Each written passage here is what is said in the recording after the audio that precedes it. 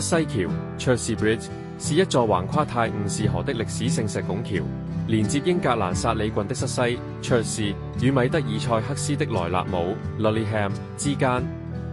Chertsey 地區早於666年已有修道院記錄。13、16世紀當地曾有木橋與渡船服務，並多次維修。1780年代舊木橋被認為危險且不便，因此興建現今石橋。現有的橋梁建於1783年至1785年間，由建築師 James Pain 設計。